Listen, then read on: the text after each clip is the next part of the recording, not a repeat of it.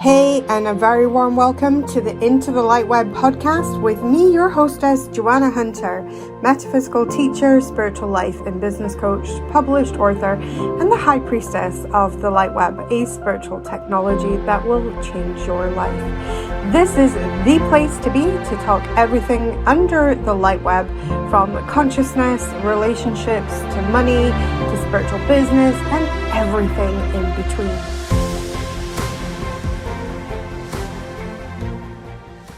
Hi, and a warm welcome to the Into the LightWeb podcast with me, your hostess, Joanna Hunter. And we are joined today on the Gift Lab series with my wonderful friend and client, Isaya Gabriel. How are you, Isaya?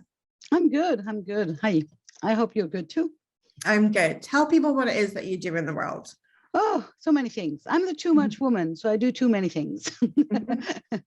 So I'm a life coach. I call myself rather a mentor or an inspiration mentor. I work with the Greek goddesses archetypes to help women change their lives, basically, and align with goddess power. I recently discovered that I'm also a tech goddess and that I can help spiritual entrepreneurs, mostly female, rock the online world because, well, I do. I know about tech, and it's been so fun discovering that that this is a superpower and I didn't know I had it. So I've been enjoying that recently very much. With COVID, my traveling priestess role has kind of, stopped for a while, because usually I organize retreats around the world and mostly in Greece, where I was born, and we go and visit sacred sites and we have rituals and we connect with goddess power and the earth and the universe in general. But with COVID, we've not been traveling that much. So I've been doing computer work mostly, and loving to meet people. And yeah, that's what I do. What else do I do? Yeah, something like that. And awesome. I write a blog. I have a podcast. I have many more online friends, and many of them are actually issued from your communities, which is amazing. Oh, that's beautiful to hear. Let's go into this being multi-passionate, because it's something that I've massively struggled with myself in the past and then been able to leverage. And the same with you, your story echoed mine so powerfully, because it was that. And, and with you, what we've been able to unfold is this idea of this too much woman. And I think the too much women is absolutely what's used to police multi-passionate women. Absolutely. Oh, you're too much, you're too flaky, you're too this, you're too that. Absolutely. You should have one passion, you should have one signature program. If you're a coach, you should have. And it was so painful for me to try and struggle to fit in this little tiny box. And for years, I was like, but I can't. But also my reaction or rebellion to that was getting crazily too much, like going in too many directions. And the fact that I decided at some point, with your help and with a lot of inner work, basically, to own the too much woman, also implied that I didn't have to exploit, would you say that? I'm sorry, my English is not my first language, so I get confused sometimes. I didn't have to use all my passions. Yes. I could say I am multi-passionate, but not everything needs to be part of my business. And this was the permission that I gave myself, because it was either I can't fit in one tiny box and just have one, but then too many is too many. So it's really interesting to try and find the balance in that, and also to find that, to uncover that this too muchness is basically me owning that it can be easy, that everything in I don't have to reinvent myself, because I'm kind of, all these things are part of me. And I can choose to go for the easy thing and not try and reinvent myself into a one passion or try to fit everything into one direction. And it's been, I think for me, it was that pivot, the really pivotal moment for me was because I think when women are multi-passionate, what we tend to do as well is if we're multi-passionate and we are good at many things, and we can own that now and say, actually, I'm actually really good at a lot of stuff. But we have this horrible, nasty habit of monetizing all of it. Yeah. Right. And then none of it. And I mean, like, for me, it was like a real epiphany moment when I realized I could have hobbies that didn't require to be monetized. Exactly. I could take some of this passions, and I mean, I was monetizing my art. I had a love of baking. I had monetized that at some point. Business coaching, life coaching, jewelry making, like literally everything. Yeah, I used to make notebooks. Exactly. Like handmade notebooks. And yeah. And I tried to make them into a business model, which didn't work at all because I needed to be working night and day for that. And why would I monetize that?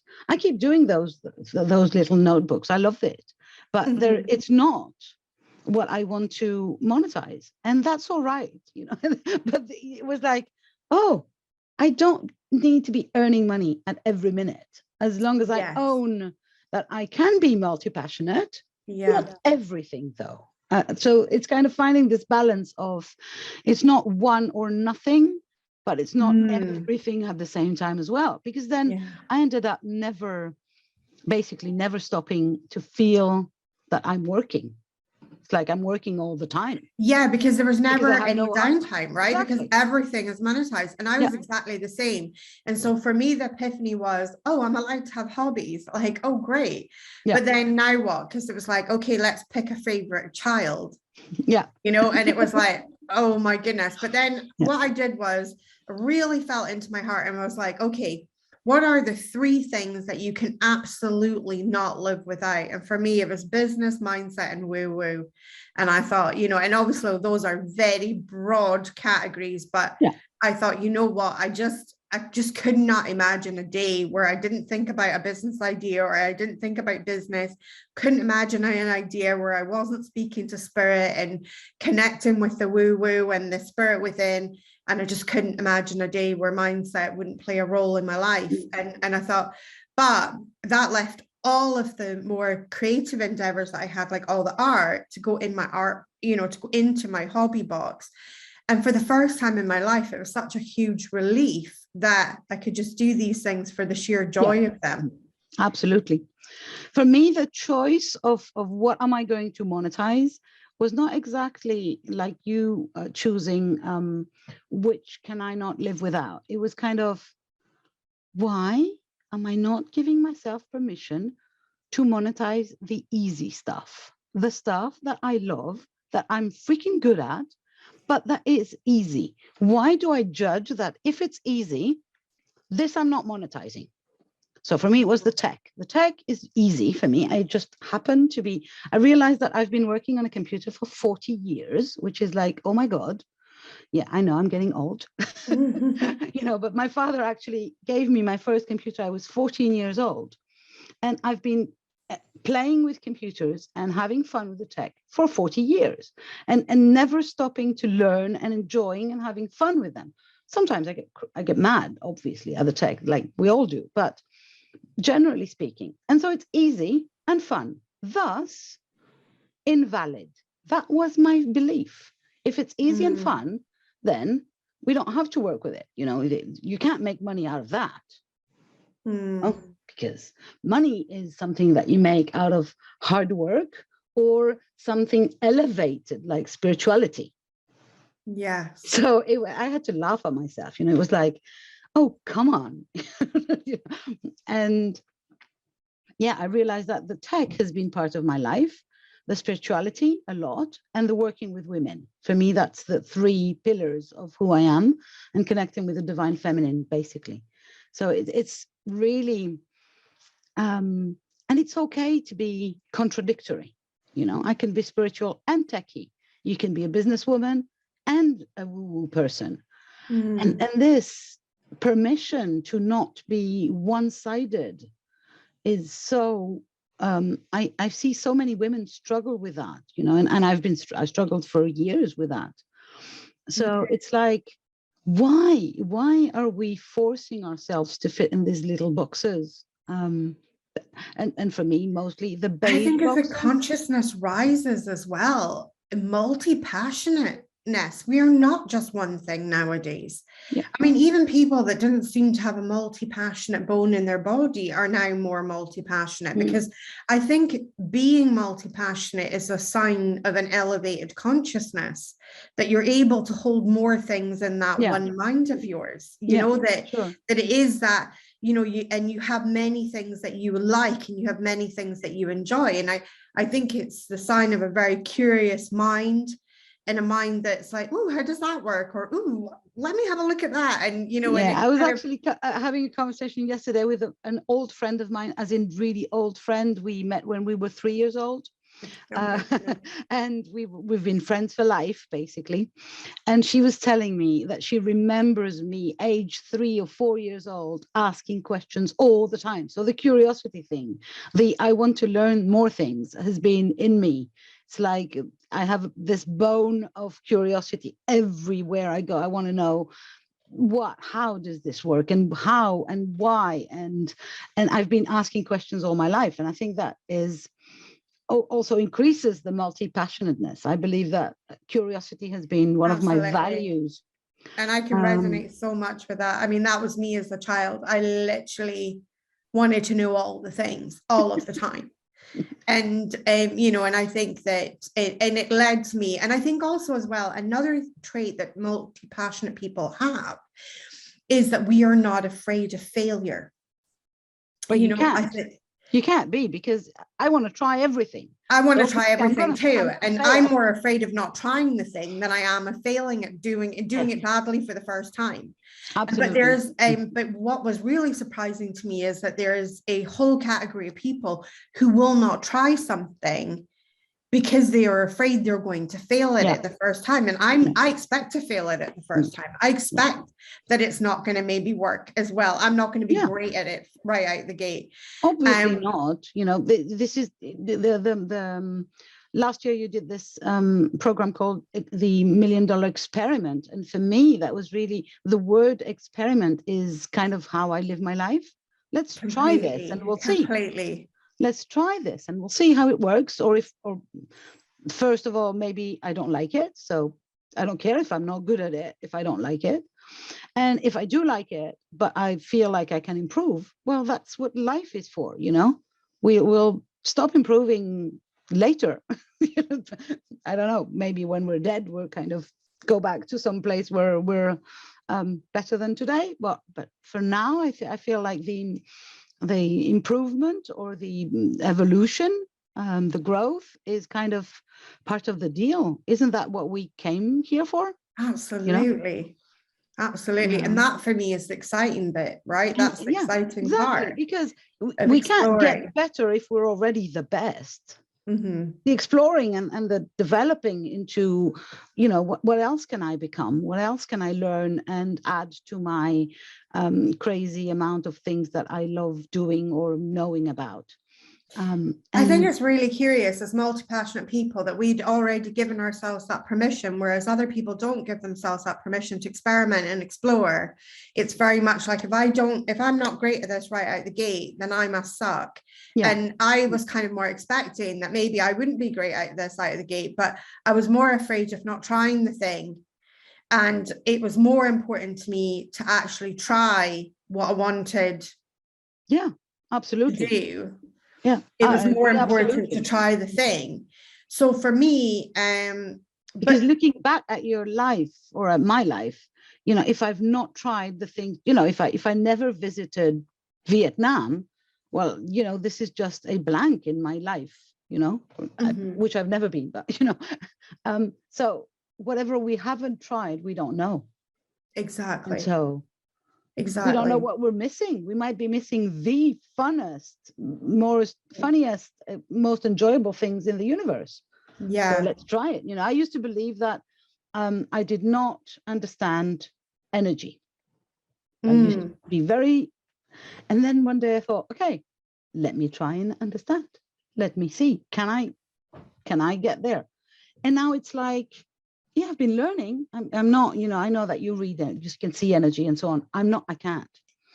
But I can feel it way better than I did 5 or 10 years ago because I've been improving.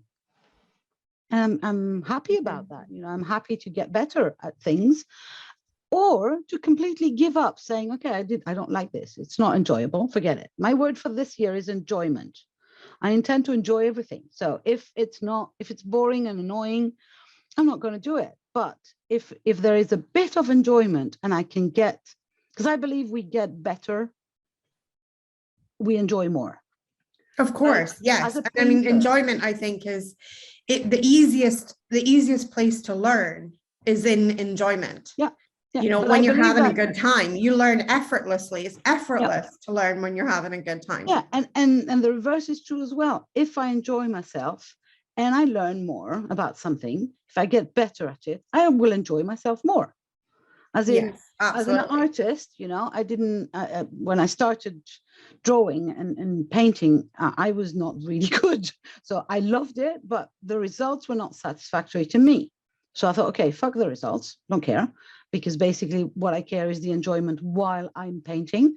But then I kept doing it because I enjoyed it and I got better. And now I enjoy myself more because I even enjoy the results.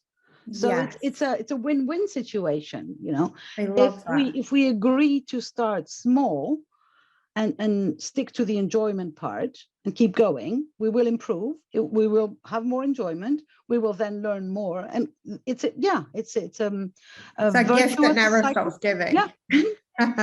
Yeah.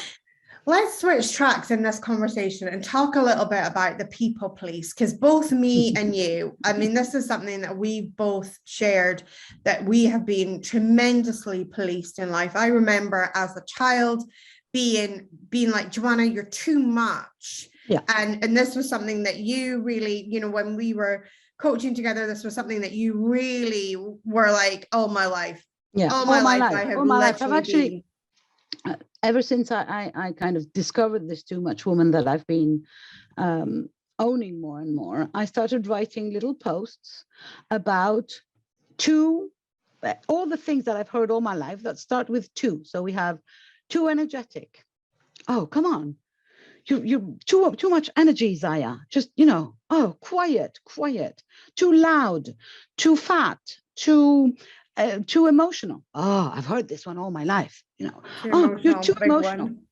So I've been investigating in myself, what does that mean? You're too emotional, or you're too fat, or you're too loud, you're too fast. That was my last one. I had so much fun with that one because I realized that basically you're too fast means that the other person does not follow what I'm saying, basically. Okay, so I can slow down for you, but maybe you can get faster. Why should I adapt to your standards? And so it's been really, there's a list of those statements that I've heard regarding my physical appearance, my psychological way of being in the world, my ideas. Everything was basically standing out. And when I was in a teenager, I think, my parents took me to India. And so they were hippies. So we had this trip where, with a backpack and everything. And we were in a train station one day. So obviously we're white and I'm blonde, right? And I'm 13 years old. So I'm kind of shiny in the middle of these very brown skinned people. And I suddenly realized that there is a circle of like 100 people watching me. No aggressivity, no violence, no nothing, just curiosity. Hey, look at this person that does not look like us. And this was for me the symbol of what my life was. I always stood out. I speak 4 languages. I come from 2 different countries. My mother used to create my clothes for me. So I was too much, even when I was a child. I was standing out. And it took me years to just go from this is a curse, to I don't have a choice. I just have to accept it. I stand out. And then the next step is, what am I going to do about the people police? How am I going to react to all those people trying to dim me?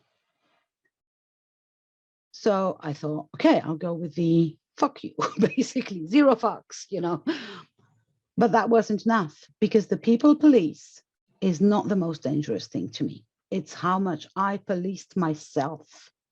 With the people police's statements. Yeah, exactly. Exactly. Exactly. It's when we how I use internalize those words to internalize. It's one thing to have it outside, but it's when we internalize that, that's when we become our own. I did the zero fucks policy with the outside thing, but the internalized thing, I realized that no, I had internalized some, and I was kind of hiding on some things, and I was not showing too much of whatever that was. And it's really a form of internalized misogyny. Yeah, absolutely. Absolutely. It really, really is this form of internalized misogyny. And, I discovered that myself. And what really helped me was Skylar saying, Joanna, when you've been born to stand out, you were never meant to fit in. Yeah. And I realized that when I received that statement, I'd never owned that I was not meant to fit in. Yeah. I'd always been in a position where I was apologizing for not fitting in. Exactly. Oh, I'm so sorry, I'm too much. Oh, I'm so sorry, I'm too loud. I'm so sorry, I'm too opinionated. That was the one I always used to get. You're too opinionated. Oh, I have this one too. Yeah. And it's like, but then realizing I never owned, and actually, when I thought about it, did I want to fit in the way that I saw society with all of the issues and all of the problems that we have in society? Did I actually want to fit into that paradigm? And I was like, no way, Jose. I actually knew even then in my heart, I'd come to change the paradigm. Yeah. So I didn't want to fit into the paradigm, but there I was, full blown, apologizing for not fitting into the paradigm. Never fully owning that I wasn't meant to fit in. Yeah, that I was actually here to stand out. And as soon as I made that switch and started owning that, my life started working. Yeah, and it's such a relief, basically. Huge relief. Okay, I don't have to try so hard for something that I actually don't want. Yes. I mean, that was the most pickling thing, because for years, all I had told myself that I was wanting was just to be normal. Like I used to police myself with that. Like, Joanna, why can't you just be normal? Why can't you just like normal stuff? Why can't you just want to be married, have kids, live in a little white picket fence, surrounded property, have 2 holidays a year in a nice car, and that be it for you? Why do you want to be ambitious? Why do you want to change the world? Why do you want to do all this? It was like, why? And policing myself so harshly with all of that, instead of seeing all of those things as, isn't that marvelous? Isn't it marvelous that here I am, wishing to do all of these things, wishing to create great shifts on the planet, wishing to fight for the little guy, wishing to stand up for others, wishing to challenge the status quo. And to just model the idea that, this is what a too much. It was a huge relief when I accepted maybe everyone all of those is a too things. much. Yeah, absolutely. A huge relief. Would you have said that self-acceptance played a huge role in you being able to maneuver with this and let go of some of the people policing? That's what I was going to say. For me, it was all about the love. So I know that I was constantly apologizing for not being lovable.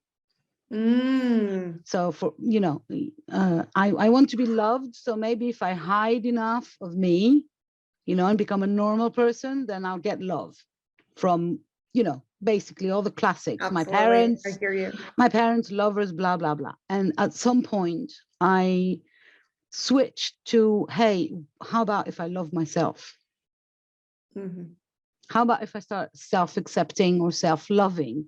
And then I'm not so concerned if half of the planet does not like me. That's all right. And if this half of the planet includes my dad or my mom or the boyfriend that I would love to have or whatever, that's all right. That's all right. You know, I don't have to be loved by everyone. And this was for me, the pivotal moment. It's like, if I can love myself enough, I don't need everybody else's approval and love and acceptance. And outer validation. Yeah. If I can just validate from the inside, whew, I can huge. be whoever It's huge. I want. And it's absolutely huge. Whoever I feel like being, and I can change my mind. Because this, for me, was this, the other thing was that being a too much person meant that I constantly have new ideas and oh, I could do this and I could try and become that. And for a long time, I would not give myself permission.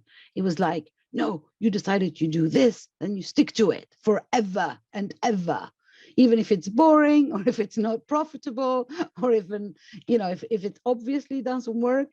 So the instant I gave myself permission to change my mind, and that I love that I have new ideas, and that sometimes I have bad ideas also. And it's good that I give myself permission to let them go.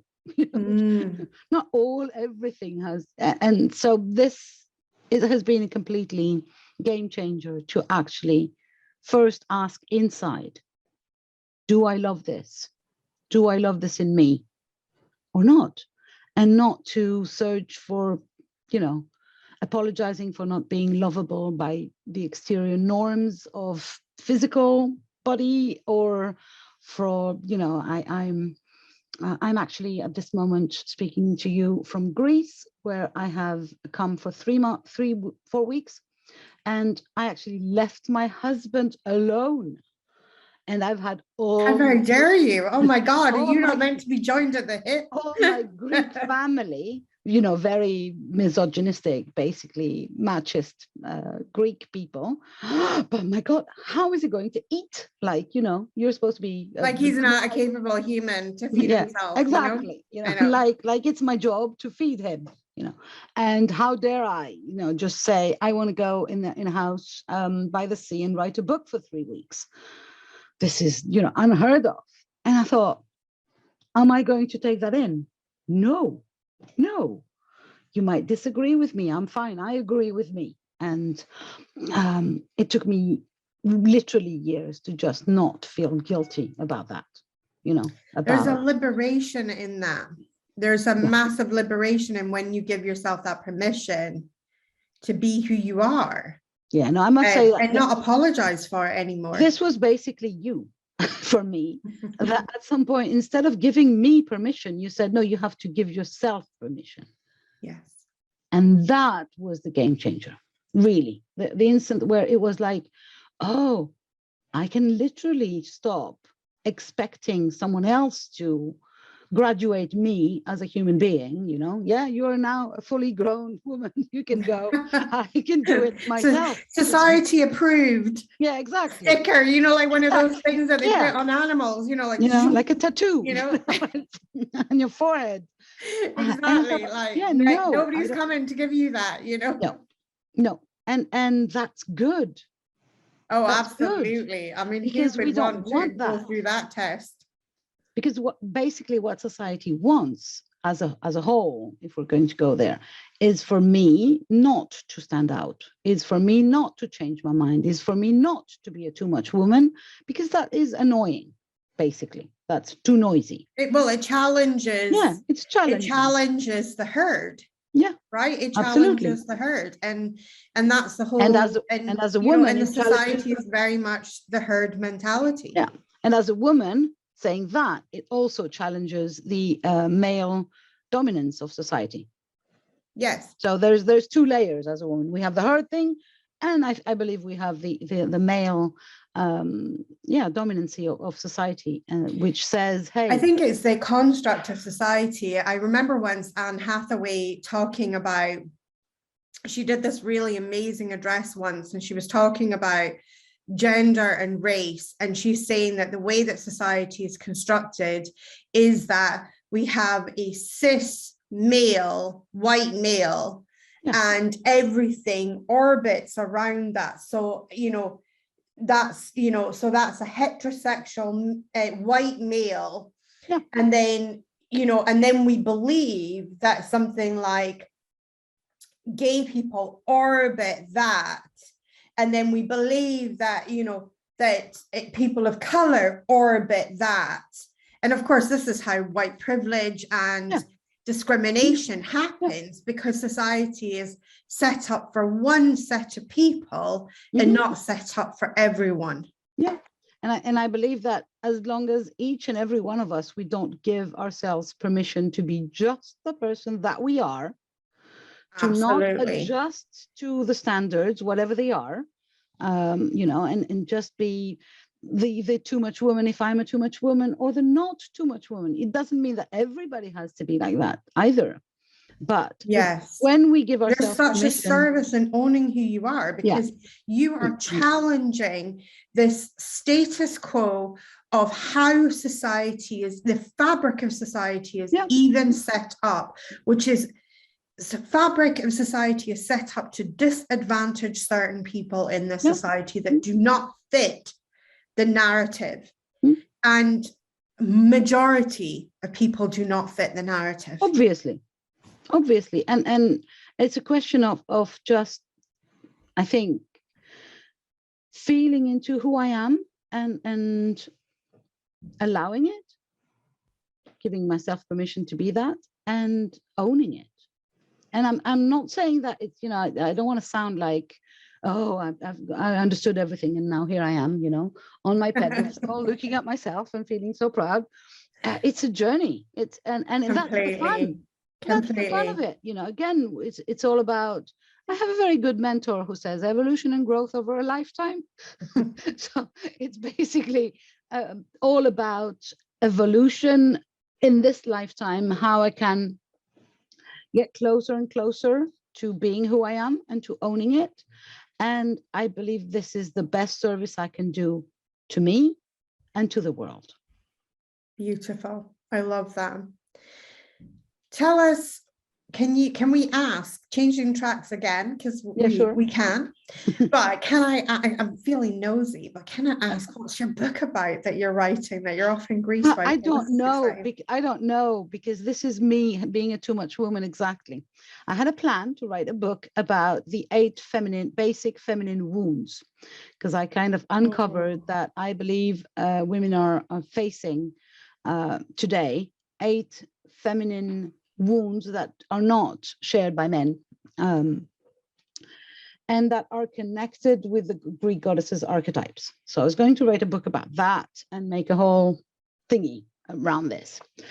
But then my life, as I was saying, my business is kind of pivoting into this tech goddess thingy, or orientation, and I don't know if I'll have the time to write the book, because I'm very happy to say that as soon as I switched, or I opened up this new possibility to work with me on the tech side of business, I've had so many demands. So I'm actually working. So I don't know, and I'm not sure it's aligned anymore, the book, with who I want to be now. So maybe it's outdated, or maybe not. I don't know. I'm still here. I'm not alone for now. I'm still in my family until the weekend. So tomorrow I move into loneliness and solitude, which I love. The idea that I'm going to be alone.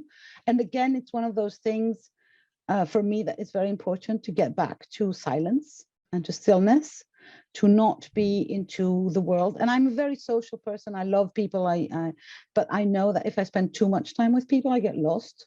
I kind of, get lost into. I think this is also a trait of what we have classified as too much women, but I think this is a trait. We tend to be very empathic, which means that we are often very social creatures, and that's one of the reasons why we get into so many passions, because all we need to do is be near someone who's passionate about something and our interest is piqued and we're like, oh, let me have a look at that. How does that work? Oh, that's exciting. And we get swept up in, we can almost like we foster somebody else's excitement for something that they truly love. And of course, as we go down that journey and as we go down that path, we then decide, do I love that for me?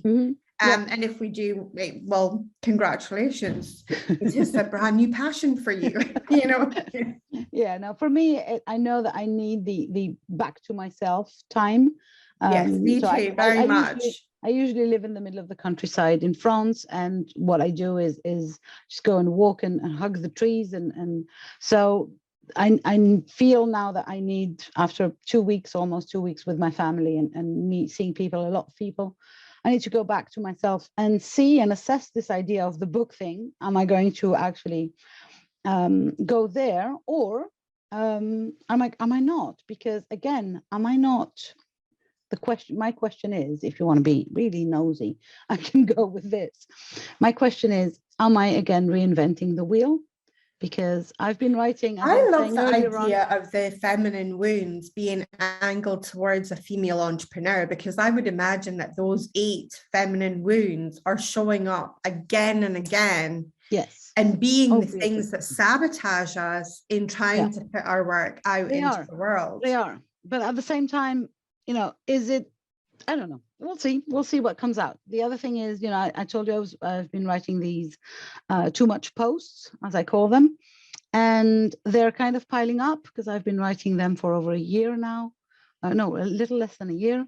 And that would be a nice book too. So maybe it's just a question of, again, maybe I could go for the easy way. Something Absolutely. that is already there. And I mean, these stories have been wonderful, and I've been reading a lot of these posts, and they've been wonderful because you are the traveling priestess. So, a lot of them contain this rich cultures of places that you've been and seen and experiences that you've had. So I'm thinking, which I think is really wonderful. So it might well be a book of that sort, or not. We'll see. We'll see. I'm giving myself permission to really own the word enjoyment for this year. So whatever is enjoyable, I'll follow that lead, because I know that I've been so hard on myself. Like, you have to work hard, you have to hustle, everything needs to be difficult to be deserving of profit or of just just joy.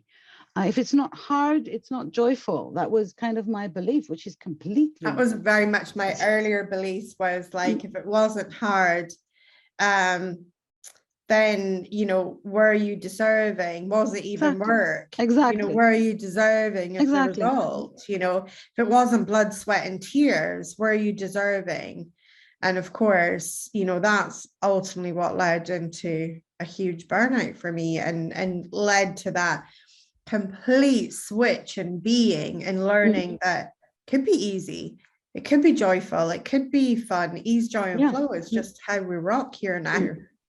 Yeah, which I'm so grateful for you modeling that, because it's been, I realized that for me, the deservability was based on the hard work, which I disagree with, as intellectually I disagree, but I was still carrying that, and I'm still having a fight with that now and then, and thinking, hey, I've worked 2 hours today and I'm happy with what I've done. I don't need to push it. I don't need to work more. If I'm happy with today, it gets to be easy. It gets to be enough. Let's talk about that. It gets to be enough, because that's been a huge lesson, and one that I teach on a lot, because that is, I think, for multi-passionate women, because we are so passionate about lots of things and stuff like that, we can be extremely hard on ourselves. Yeah. And, and what we do is we really punish ourselves with this idea that whatever we did, it wasn't enough. Yeah. And I know I lived from that perspective for many, many years. And of course, I also enjoyed the fruits of that, which I didn't enjoy at all, because it was never enough. Yeah. And so no, it's never realizing enough. and recognizing that was almost like a trauma response within myself. And it gets confused for me. It was very confusing or mixed in me between the there isn't enough, or I'm not doing enough, and I'm enjoying it. Because when I'm enjoying my work, sometimes I can get carried away, but I'm actually tired, or I'm actually, over overworking, let's put it this way. And so it gets confused between those two things. And I have to stop myself and say, hey, even if you seem to be enjoying yourself right now, you're still never stopping to work, basically. So, stop it and decide it's enough. Again, again, it's that inner decision, isn't it? Just to I remember the first time I actually did it as an experiment, because I thought, I had this real awareness of the law of attraction. And I thought, every time I tell myself it's not enough, I must be attracting the not enough result. And that was like the penny dropping for me. And I thought, well, let's try this as an experiment. Let's just work exactly what I want to work instead of pushing myself beyond. Let's just work exactly what I want to work. And the moment that I finish, I put my hands on my heart and I say, Joanna, that was enough. Mm-hmm. And you did enough today, and I'm going to accept that.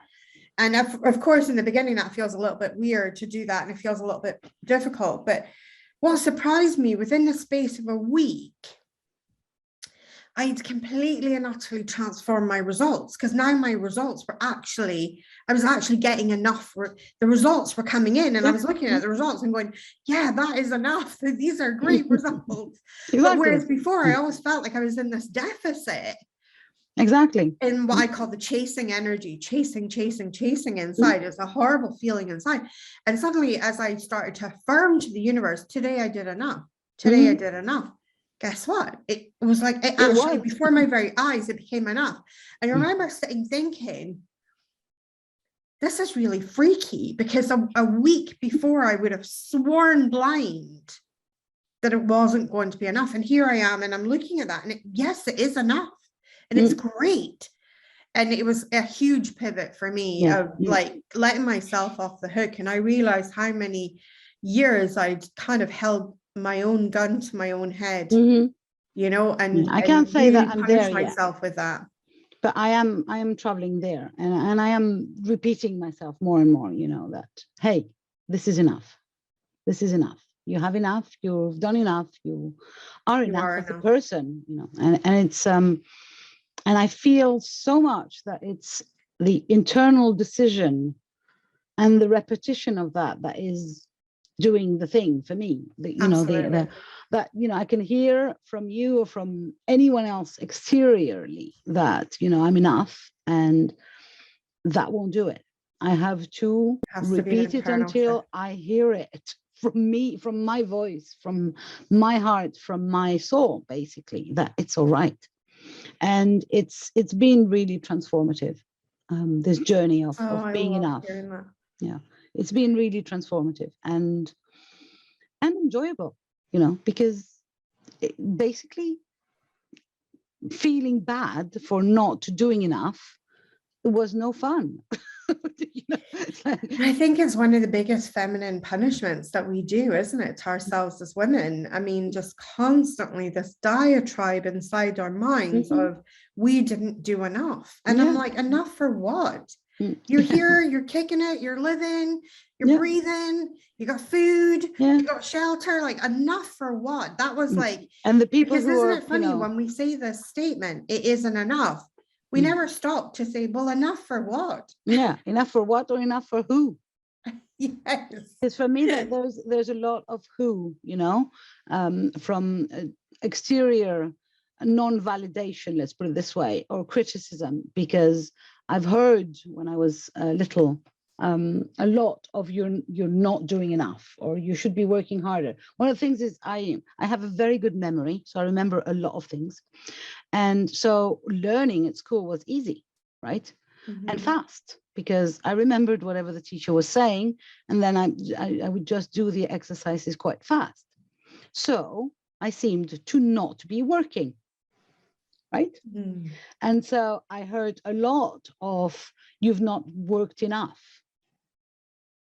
And I kind of internalized this idea that the result, which was a correct exercise, basically, was unimportant. What was important was the amount of work produced, which is ridiculous. Or how hard or how difficult it was for you. If you're supposed to be building a house, if you can do it, if you're Hulk and you can do it in 5 minutes, good for you.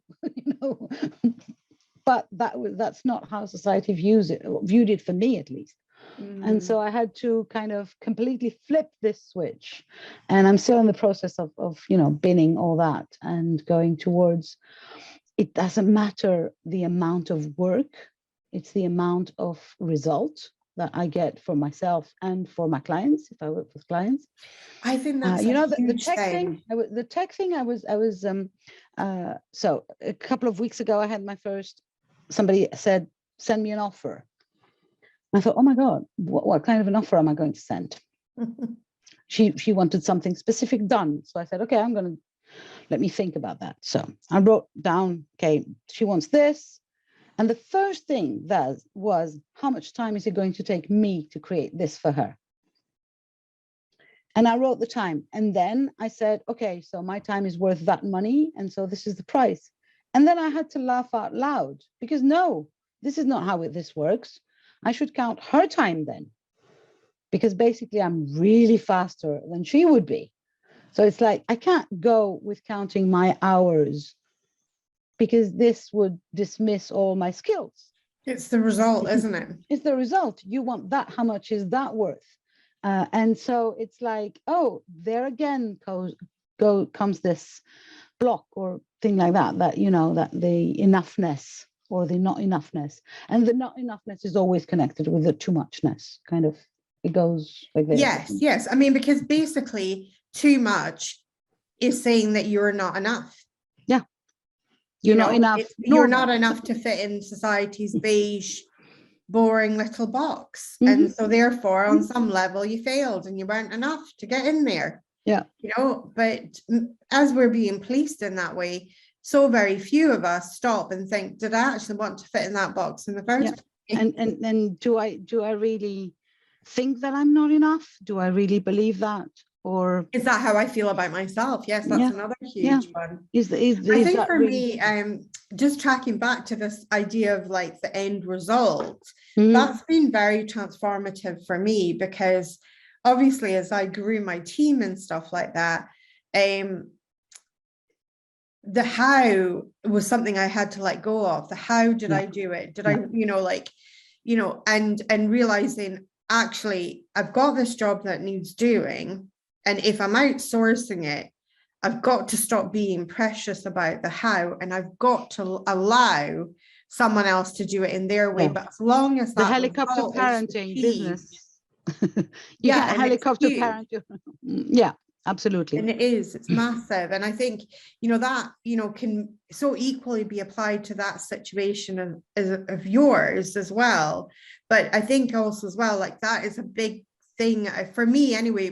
I felt like it was a big thing in the maturity of my own spirit to realize I could let go of the micromanaging bit and let go of the how. Yeah. And as long as I was achieving the results that I desired, then it would all be all good in the cosmic hood. It would all be good. Yeah. And I think this is something as well that as we navigate, and as a too much women as well, of letting go of, did we do it the way that society wanted it done? Mm-hmm. Yeah. And did I work hard enough? Who cares? Who cares? Did you achieve the result? Yes. Well, and that was something that came up in the $1 million experiment. I had 3 ladies who actually hit the million.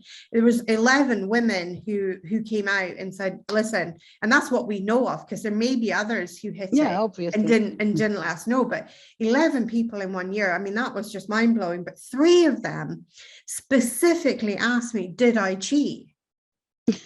and then when I was like, and I was kind of like, oh, I was so confused by this, because I was thinking, how can you cheat in this? Like, to me, it didn't compute. So I was like, okay, well, let's look at the facts.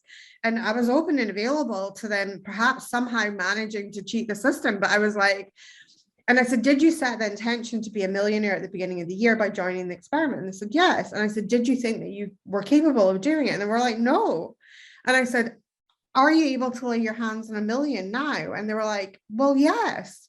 Well, and I said, okay, well, I can't see how that could be cheating. And then it came out, but it was so easy, because things had unfolded in such a way that it gave this, they were like, well, I didn't sweat. I didn't cry blood. I didn't, it wasn't blood, sweat, and tears. So how can it be legit? So and I'm like, cheating. but the end goal was happened. And isn't it amazing? Because I said, if anything, I said, I teach ease, joy, and flow. So the fact that you're questioning how easy it was, I said, I think you nailed it. I mean, you're literally a glowing endorsement for me. Absolutely. Because that's what I teach. And then they were like, could see the relief sweeping over them. They were like, oh, thank God, and I was like, wow. But this is the conditioning, isn't it? Yeah. And when you're multi-passionate, this conditioning is, I think, really, really killer to our spirit, to who we are and the truth of who we are. But I think, if we circle back, the main key, if there is one, is how I am going to approve, accept, and love myself.